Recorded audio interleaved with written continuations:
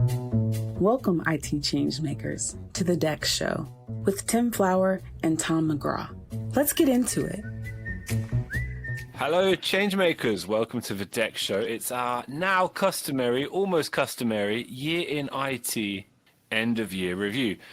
Tim, we started this podcast at the tail end of 2020, and we had the opportunity to reflect in passing that 2020 had been very few people's favorite year, shall we say. We even, as I recall, risked the comment at the tail end of our third episode with Alan Nance that 2021 couldn't be any worse, which is quite a risky thing to say, I think, in any circumstance, let alone if you have an immense public platform such as this one. So I want to ask you, Tim, in hindsight, in retrospect, 2021, it wasn't worse than 2020, was it? Yeah, Tom, you and I are on the same page. So I did a little piece at this time last year, kind of looking back at 2020, right? You see the number 2020 and it says vision and visibility. It's perfect eyesight, right? We said 2020 is going to be an awesome year. Yeah. And it really wasn't. So at the end of 2020, the piece that I did was lessons learned from Field of Dreams. And the whole point of it was, there's a scene where Shoeless Joe Jackson is as coach behind the backstop. He's coaching the young Archie Graham, and he says, listen, kid, he's not going to want to load the bases, so look for low and away. And as the kid's walking away, he goes, but watch out for in your ear. And that's the view that I was having about 2021. It might be better, but it also could be in our ear. And I think we kind of got a little bit of in your ear. I don't know if 2021 was worse than 2020, but it didn't pan out the way we thought it might. Well, I'm going to just pretend to have grasped all of those American sport references and quickly move on. I'm sure it was a very good analogy, rather. But we're going to just move on, and we're going to welcome Geoffrey Wright back to the show. Jeff is Global Solutions Owner at snack giant Mondelēz, and for very good reason, our first returning non-Next Thinker guest. Jeff, welcome back. How are you? How was your 2021 in the general sense?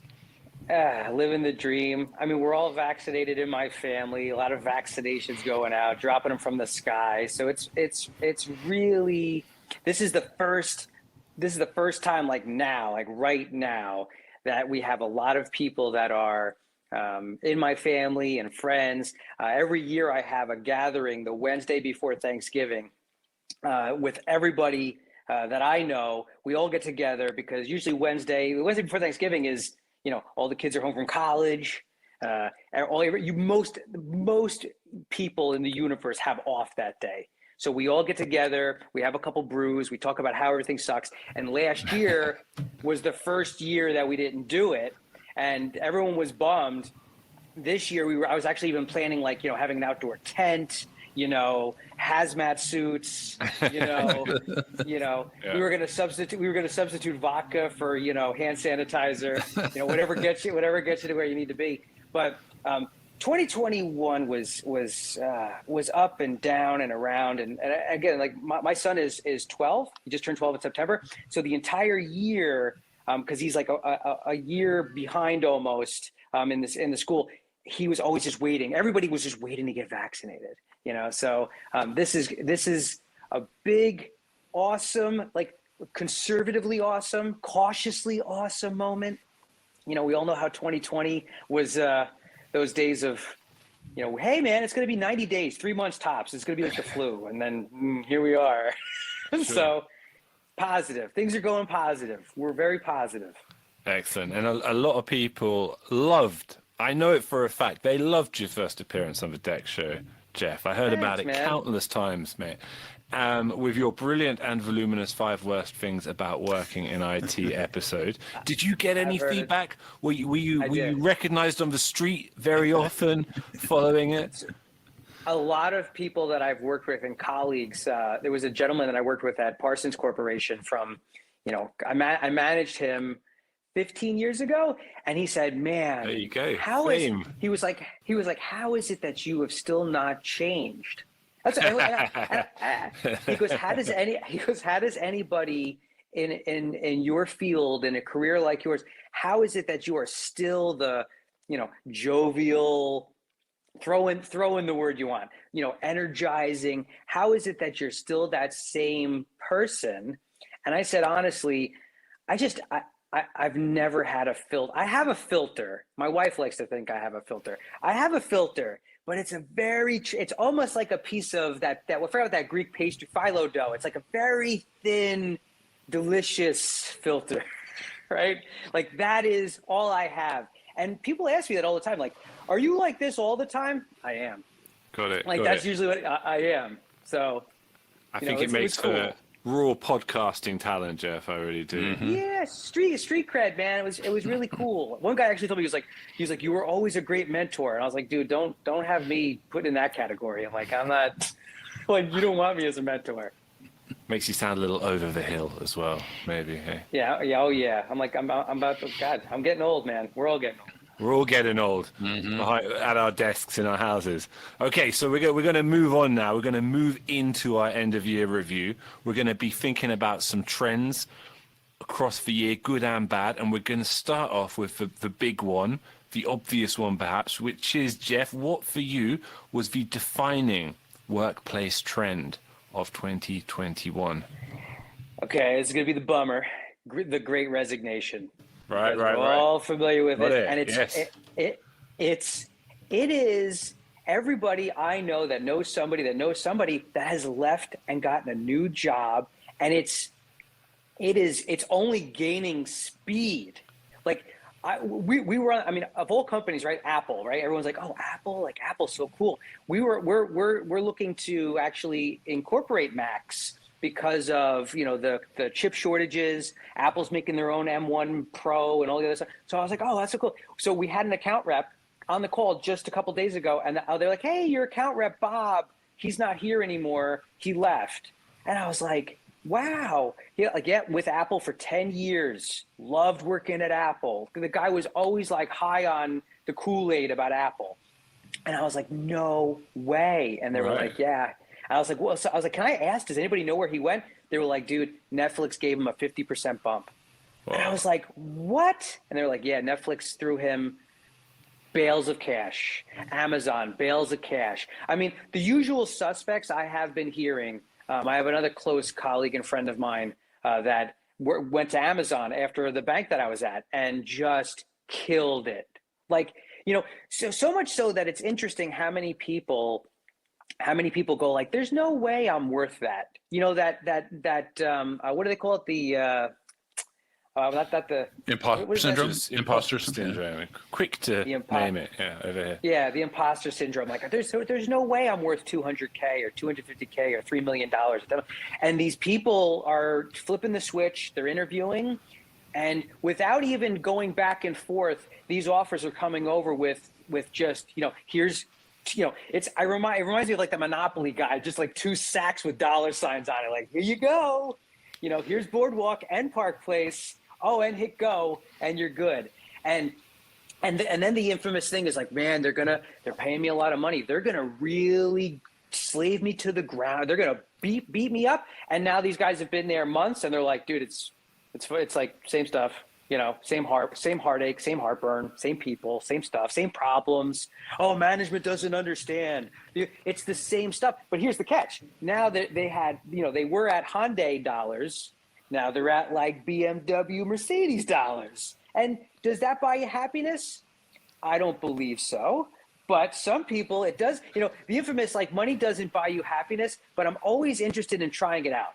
So if anybody out there that's interested and wants to give me a couple $1 million to figure out if it buys me happiness, I'd be more than happy to try it out, just to prove you wrong, right? So what kind of complications was it throwing up for you in your team, Jeff? Like, and Worldwide. How were you navigating the challenges? Did you automate your way out of this situation? What have you been doing? I wish. So managed service providers, everybody around the world, you had COVID was a big chunk of it. Right, you have India, China, Brazil, all the help desk, Poland. They're all, even the U.S. They were all like that, quote unquote, that labor shortage, and then that's just coupled by where we've never in the history that I'm aware of. I mean, I've been in the business now 20 plus years. We've never seen it where there's pockets in every workforce or labor force around the world. People that are saying, yeah, I'm leaving, and they were on a managed service provider, or you had a specialist that was an Oracle DBA or whatever it was. They're getting these job offers, and it's like, hey man, did you at least counter? Yeah, we countered, and the company like tripled it. They double countered. It's unheard of. It's unheard of. It was an unpredictable outcome of the pandemic and the economic impact of the pandemic, wasn't it? I think I wasn't alone in assuming it would be a more competitive job market for. I'm with you. I would have thought, okay, people, people are getting sick, people are dropping out, people might be retiring. Like, I did think that, or my belief was that it was going to kind of work the market was going to correct. It didn't. It didn't correct. It had more of there was definitely like a shock moment when I heard that, people that I know in my same role at very large companies had mass exodus. And when I say mass exodus, this isn't 1, 2, 3. This is, of a team of 25, 7 people left in a month. And I've never dealt with that before. That's a new battle for me. I've never been on the battleground where they said, 7 of your soldiers said, hey, I'm out. Yeah. How do you just address, I mean, you can automate, you can do all of those crazy fun things, but when you don't have humanity, the human element, human beings that just are not there anymore. And this is not a slow burn. This is a big bang of, 30% of your team put in their notice. Yeah. And now the best, and I have to tell you, the other thing I'm finding with IT specifically is most HR these days, even if you're in an IT-centric company, they don't understand the value or they don't understand the criteria that really makes, like the recipe, the casserole, the ingredients that go into an incredible IT asset, right?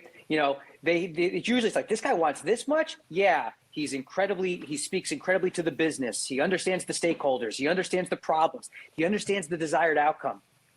He's worth it.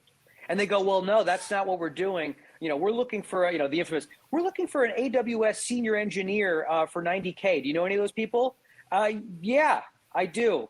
They're 100,000 years old. They're consult the Oracle. They don't exist. They're ghosts. Okay, well, I have a feeling that we've just answered my second of the list as well, which is the biggest IT irritation of 2021. I'm going to assume the Great Resignation falls into that category, Jeff.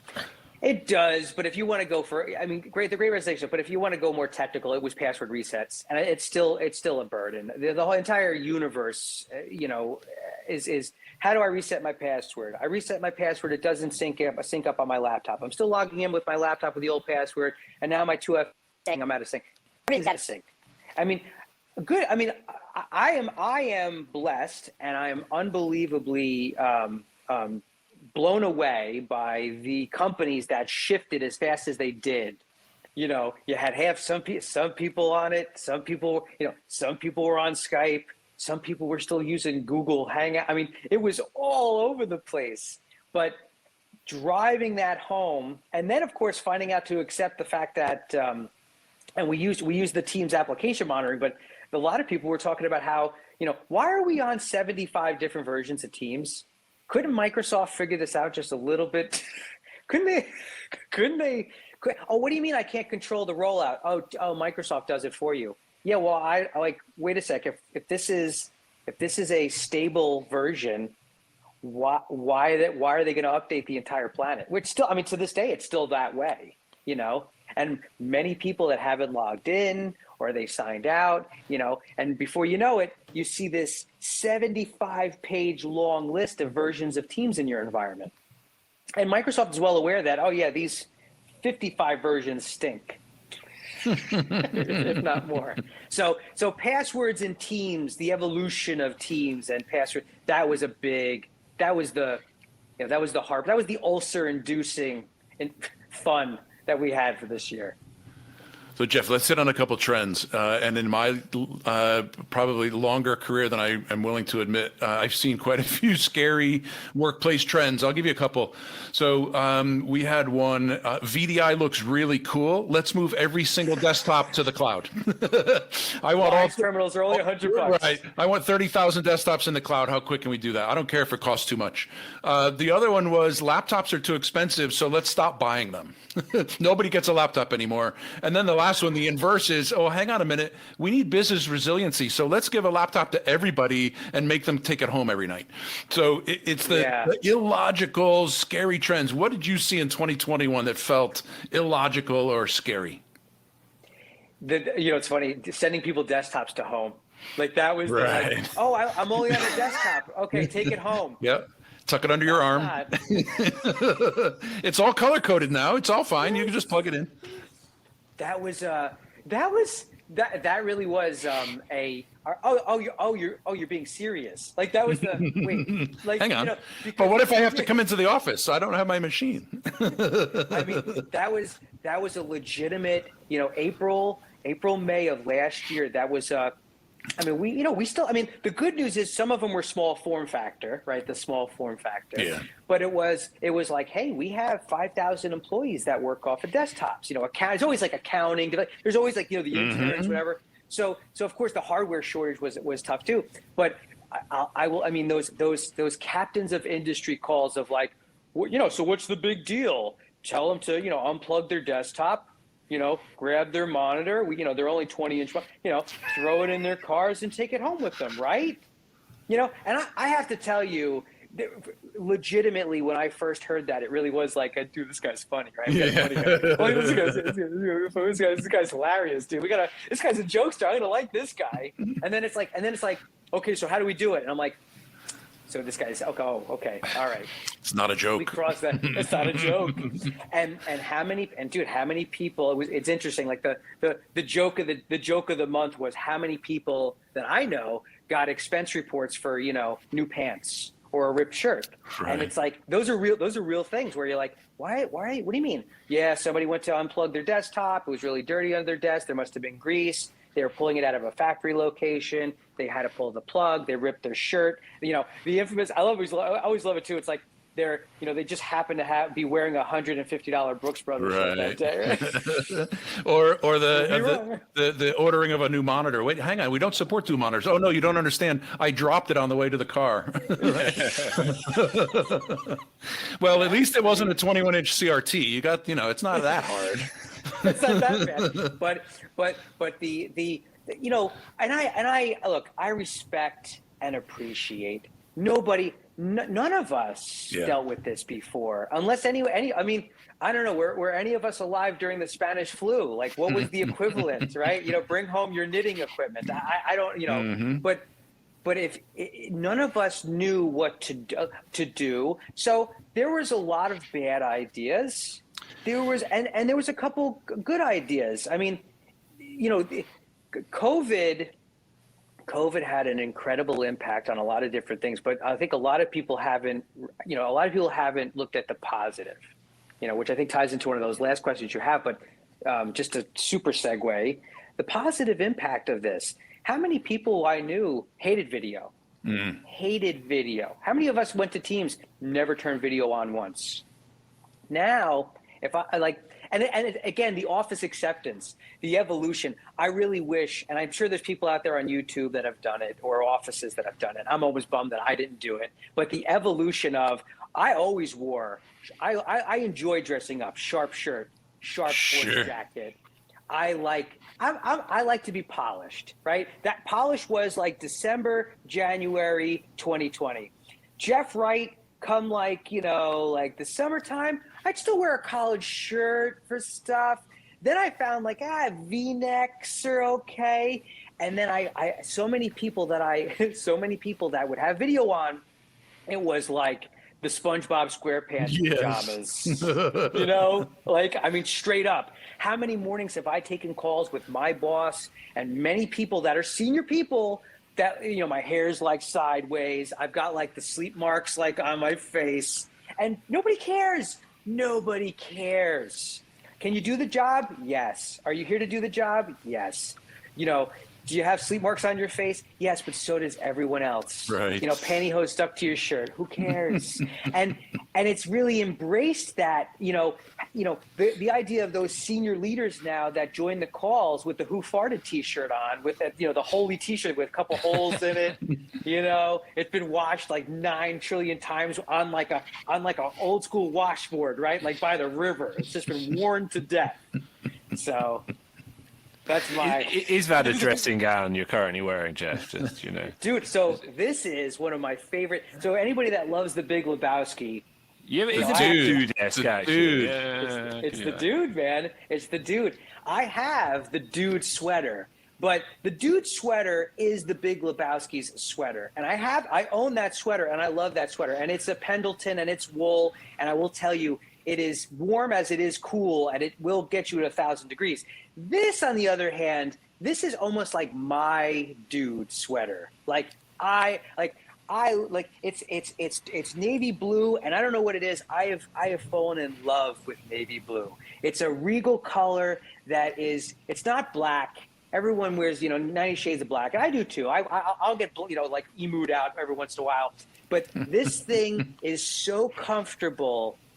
I wear this around the house. My wife, she's like, you're such a loaf. That's what she says. You're such a loaf. You know, she's like, she goes, you're such a jabroni. I mean, for all those of us that don't know what that is, she's like, you're such a jabroni. She's like, you have black slippers, you know, like sweatpants, and this sweater that you go to get mail. And she goes, I walk to the end of my driveway to get mail. And she goes, everybody in the neighborhood probably just looks at you like, who is this guy with this, you know, the only thing I'm missing is a white Russian, right? As I walk my mail at 9 in the morning, right? Or 8 in the morning.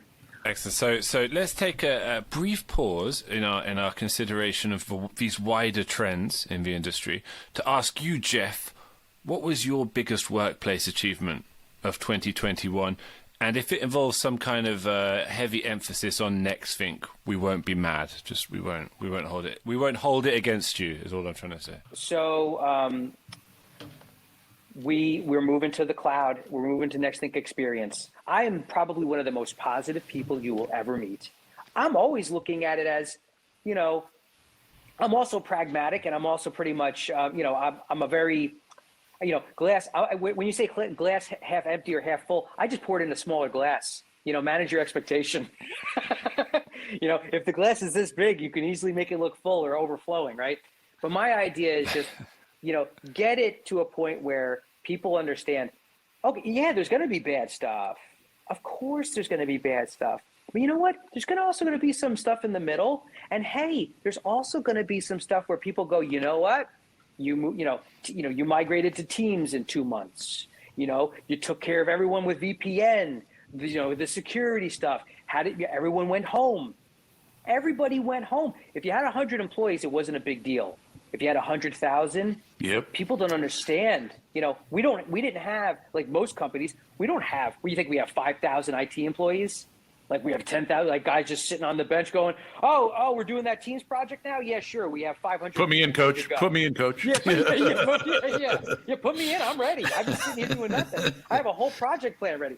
Nobody had that. Nobody had that. So these were huge milestones. Security, VPN, the passwords. Yeah, passwords were tough, but we made progress. That's the thing. That's the thing, Jeff, right? It's no longer subjective complaining. It's actually measurable, actionable data and information. So it gets you away from complaining and away from 10,000 individual pieces of feedback. And now you have a baseline. And now you use that to make sure you're making improvements. It's huge. I mean, and it's great because it's a powerful platform to steer the ship. You can look when you got a captain that's, you know, hey, I mean, we all rearrange the chairs on the Titanic or change out the music. But when you have a captain that tells you like, hey, if we tell the engine room to go full steam ahead, I'm pretty sure we can split that iceberg in half. as we all know, that just doesn't work. It's really nice to be able to go and say, look at the navigation, look at the map. We had 60% of our responses tell us that, Excel is acting weird, or, one of the high-end applications we're tracking it has a very, very low experience score. And they're not that they're myopic, but they're looking, there's a flashlight. Their attention is a flashlight. Their flashlight is usually right in front of them, and it's how do we get to that strategy? How do we move forward? But I'm the one, the floodlight for me is, okay, well, there's deer by the side of the road. There's a hazard light going on here. There's a pothole in the road. That pothole is Excel. Those deer are Microsoft Outlook, Teams, call quality, nodes that have a high latency, whatever. I have that. So it's great for me to just look at the driver, like, we're all familiar with, well, maybe not, but rally driving, I'm holding the map. And when that guy is doing like 200 miles an hour or kilometers an hour, wherever you're at, when you're hauling butt, it's great for me to hold that map up and be like, dude, hard left in 100 yards, because this pothole is going to cause grief to our customers and our employees. And if you're still going all ahead on this strategy, you're going to hit that thing and you're going to blow a tire. You're going to blow this. And, oh, by the way, there's deer over here. And by this, slow down. Let's navigate and let's get to the strategy, the end game. Let's get to the desired outcome together. Awesome segue. So let's, for the rally car analogies, let's stop looking in the rearview mirror. Let's look out the windshield now. 2022, and Tom, I'll modify the baseball analogy a little bit. So back to Shoeless Joe. Cricket. Yeah, no, we can use cricket. So do you think in 2022, are we going to get a pitch that we can hit out of the park, or are we going to get a pitch that comes in our ear? What do you? Bowl. The ball. What do you think 2022 is going to give us? I'm excited because I really want to revolutionize the customer's voice via application experience and digital experience, but have some very well-defined, measurable goals tied to the DEX, and have those mapped out to the desired outcome. I strongly believe 2022 is the year that I'm going to be able to really tie those lines to people that not that they don't understand it, but really start to have people understand all of these things are tying together. The Great Resignation, you know what? Wouldn't it be great if I said, you know what? I mean, and again, this is a long shot, but boy, would I be the smartest man? Not the smartest man alive. I'm the dumbest man alive. But wouldn't it be great? Wouldn't it be great if I could say, hey, employee retention went up 17% because we were listening. Right.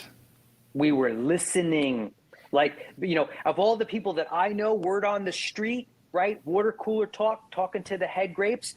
Somebody said to me at some point in time in 2022, I would love it if someone said, hey, man, those quarterly pop-ups gave me a feeling that you and the team and the company were holistically trying to help us do our jobs to make the business work better and to make us feel better about where we work and ultimately feel better about IT and the culture.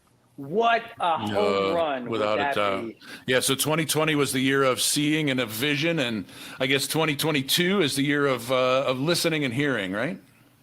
Yes, listening and hearing. And it just leads me to say it's a great pleasure to have you on again, Jeff. Let's try and have you on at least twice in 2022. And I'd love it. Brilliant. Thank you so much. And just a reminder to our listeners, if you've enjoyed this show, do check out our pod mothership, our spiritual home, the DEX Hub, where you can find more great shows like this, as well as articles from brilliant IT leaders like Jeff. Until next time, Changemakers. To make sure that you never miss an episode, subscribe to the show in Apple Podcasts, Spotify, or your favorite podcast player. And if you're listening on Apple Podcasts, make sure to leave a rating of the show. Just tap the number of stars you think the podcast deserves.